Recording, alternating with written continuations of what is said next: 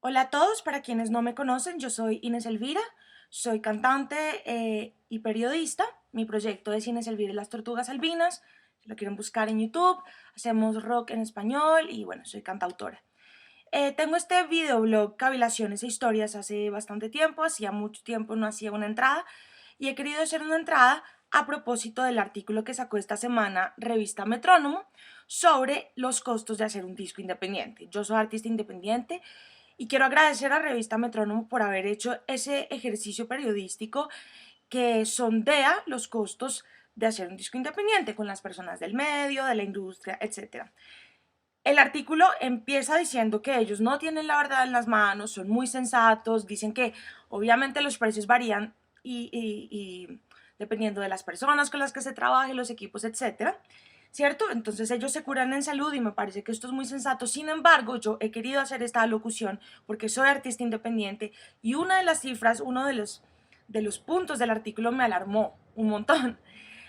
Y estoy hablando de las horas de grabación, ¿cierto? La grabación es la primera fase de la hechura de un disco, ¿no? Obviamente. Y bueno, esto pues no es un secreto para nadie, yo acá voy a hablar con nombres propios porque está todo en el artículo. Y bueno, pues mi intención es simplemente como dar mi punto de vista. El artículo solamente cita a dos personas que hablan de las horas necesarias para grabar un disco.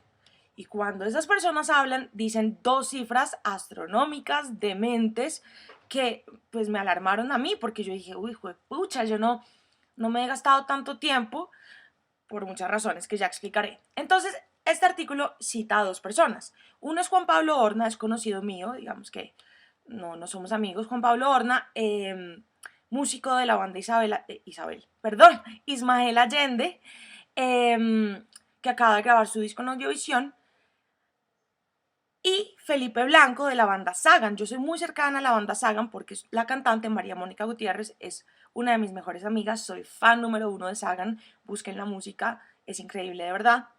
Entonces, ¿qué pasa? Horna dice que ellos se gastaron 120 horas de grabación en Audiovisión, que ya sabrán ustedes que es el estudio, digamos, más reconocido, más emblemático de Colombia, prestigioso, que tiene muy buenos equipos. 120 horas Juan Pablo Horna y 150 horas Felipe Blanco, que es la dupla de María Mónica en Sagan, ¿no? Entonces, claro, es decir, el artículo es súper claro y acá no estoy como echándole tierra a nadie. El artículo dice, Juan Pablo Horna se gastó 120 horas de grabación a través de Tigo Music, ¿cierto? Y Felipe Blanco se gastó 150 horas de grabación. Entonces yo me enloquecí con esta cifra y quise contar mi experiencia para decir que básicamente que hay mil maneras de grabar un disco y que el número de horas no determina nada. El artículo en ningún momento, por favor, dice, es que si usted se gasta un cojonón de horas, es que hace un buen disco. Nunca nadie dijo eso, tampoco lo dicen las fuentes citadas, pero si quiero, es un mito un poco, un mito que se crea ahí. Uy, pucha, todo eso, 120 horas, o sea, 120 horas teniendo semanas de 5 días, sería como, si son 8 horas al día, 8 por 5, 40, teniendo semanas de 5 días sería 3 semanas, ¿no? de grabación, y pues esto es una cifra muy alta. ¿Qué pasa? Que Juan Pablo Horna menciona en el artículo que ellos accedieron a Audiovisión a través de una cosa que se llama Tigo Music. Tigo Music es una plataforma de apoyo a artistas que funciona a través de unos convenios y cuando se accede a ese convenio, Tigo paga la sesión de grabación del artista. No tengo detalles de estos contratos porque esto es un asunto muy hermético.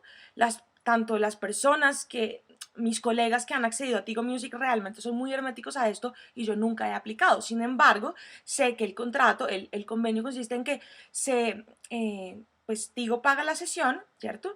Y bueno, eso implica que el artista cede los derechos por un tiempo, en fin, en fin. Pero claro, entonces quiero hacer esa acepción. 120 horas, pues resultan como de un convenio en el que, digamos, yo diría que el artista tiene cierta holgura de tiempo porque no la paga él, sino una plataforma, ¿no? Entonces, bueno, esto es una cosa. Y la acepción de Sagan, que habla Felipe Blanco, menciona en el artículo que él es dueño de un estudio que se llama E.ON, y que hacen todo allí. Entonces, claro, ellos al ser dueños del estudio y trabajar ahí, también pueden trabajar como con cierta holgura. Eso es lo que yo quería aclarar. Porque yo misma como artista independiente me asusté, mis procesos no han durado tanto tiempo, yo no he grabado un disco todavía, he grabado de a canciones, al de tal, digamos. Y, y claro, entonces yo pues quería como contar la experiencia del artista independiente y sobre todo aclarar ese asunto del número de horas. Resulta que uno de artista independiente no escatima, o por lo menos yo no escatimo gastos cuando se trata de grabar, ¿cierto? O sea, se paga las horas que se necesiten, sin embargo, uno cuida el centavo y uno trata de llegar al estudio súper ensayado, ¿no? Como con las cosas súper claras de toda la banda, para que no se pierda tiempo, es decir, para que una vez acabado el proceso de composición de la banda, sea el tiempo, se optimiza el tiempo. Eso es lo que quiero decir de mi experiencia y de lo que yo he vivido. ¿Por qué? Porque cuando yo leí el artículo de revista Metrónomo me alarmé porque básicamente para un artista independiente 120 o 150 horas de grabación son impagables. O sea, eso es un poquito. Entonces como que quería aclarar eso, porque no de, más bien como de cara al gremio mismo, para decir, hey, es que es jodido pagar las vainas, ¿cierto? Sin embargo, no hay que escatimar en las cosas. Entonces, bueno, quería hablar de eso, ¿no? Y claro, sí sentí que el artículo de revista Metrónomo estaba un poquito sesgado. No estoy diciendo que hubo una mala intención, no estoy diciendo que sea para favorecer a ciertas partes, pero sí digamos que como artista independiente, como cantante, como persona que ha pagado por procesos de grabación, pues quería hacer las aclaraciones de estas cosas básicamente para rescatar el esfuerzo que como artistas independientes hacemos, ¿no? ¿Qué pasa? O sea, un artista independiente, palabras más, palabras menos, paga todo de su bolsillo, no tiene como un contrato con una disquera que lo financia. Digamos que eso es un tema más profundo, ¿no? Pero es como para aclarar eso, ¿no? Entonces, sí, eso es algo como que quería aclarar, ¿cierto? Para concluir sencillamente que hay varias maneras de ser artista independiente y de grabar, y que nadie tiene la verdad, repito, Revista Metrónomo no dijo tenemos la verdad, sino que quería contar mi experiencia. Yo, por lo general, y bueno, lo saben las personas cercanas a mí, lo saben las personas, mis amigos de Facebook, que es mi plataforma de mover mi música, porque no sueno en radio y bueno, en fin, artista independiente. Yo siempre digo públicamente que yo trabajo con Stefano Pizzaya, que es alguien que también está reseñado en el artículo de revista Metrónomo. Entonces, yo llevo trabajando con Stefano mucho tiempo y, y básicamente quería pues decir cómo son esos procesos. Yo he grabado casi siempre en Epia, que es su estudio, pero también en Audiovisión, donde él trabaja también. Entonces, bueno, creo que me desvío un poco, pero creo que esto era lo que quería decir, que hay varias maneras y que no porque uno se gaste 120 y 150 horas lo hace más pro, o porque se gaste menos horas no está tan chévere, ¿no? Repito, esto no es algo que diga Metrónomo y que esté pontificando, obviamente que no. Entonces, bueno, nada, básicamente es esto, uno de artista independiente no escatima cuando se trata de grabar porque uno está interesado en que las cosas suenen bien, pero uno tampoco derrocha, uno cuida el centavo, uno trata de gastar lo que es, ¿cierto? Entonces, sí, es como que quería como resaltar los diferentes tiempos, procesos de las personas, ¿no? Em, y básicamente era eso. Ahora, el artículo habla también de la figura del productor y pues básicamente para uno como artista independiente el productor no existe, no porque uno no quiere trabajar con un productor, sino porque uno artista independiente está acostumbrado a componer sus cosas, está acostumbrado a hacer las cosas de una manera tal, ¿no? Y pues trabajar con un productor es como un gasto adicional, ¿no? Yo no cierro la puerta a trabajar algún día en mi música con un productor, pero quiero como explicar que para uno como artista independiente, pues no es tan asequible esa figura del productor. El artículo de Metrónomo habla de cifras de que un productor se mete $20.000 al año, o incluso si trabaja para una disquera, $1.000.000 al año, ¿no? Entonces yo quería como explicar estas cosas cómo pasan. Me voy a salir un poquito, pero digamos, a nivel disquera, la presencia de un productor es como la garantía de que la cosa va a ser un hit, de que la cosa se va a ganar un Grammy. Es un poco un pensamiento efectivista, ¿no?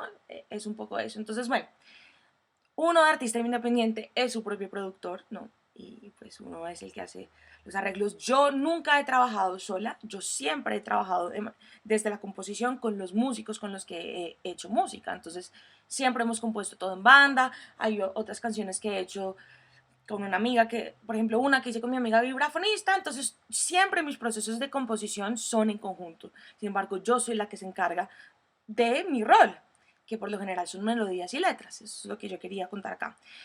Y para cerrar, quería decir algo muy importante que quiero que quede de lo que estoy diciendo hoy, y es, por favor, por el bien de la escena, por el respeto de nosotros como escena indie, no pidamos favores, no pidamos rebajas. ¿Por qué? Porque acá la gente no está cobrando millones. Hablo caso Estefano, que yo conozco de primera mano cuánto cobra, revista Metrónomo lo reseña. Hay otros, digamos, ingenieros de la escena indie, y aquí nadie cobra millones. Acá obviamente las cosas valen, pero por favor, no pidamos favores, porque entonces no estamos haciendo escena, no nos estamos respetando, ¿cierto? Entonces, claro, si uno de músico va y pide rebaja para el número de horas de grabación, entonces pues se perjudica a la persona, el ingeniero, pero entonces luego uno de músico se queja que porque no le pagan en un bar, ¿cierto? Entonces no pidamos favores, valoremos el trabajo de la gente, valoremos los tiempos, si hay unos acuerdos de pago, seamos fieles con eso. Yo pienso que en la medida en que seamos así, va a haber una industria mucho más sincera y mucho más dinámica y mucho más no competitiva, y sí una industria que propende por la sinergia, porque a todos nos vaya bien. Eso era todo. Gracias.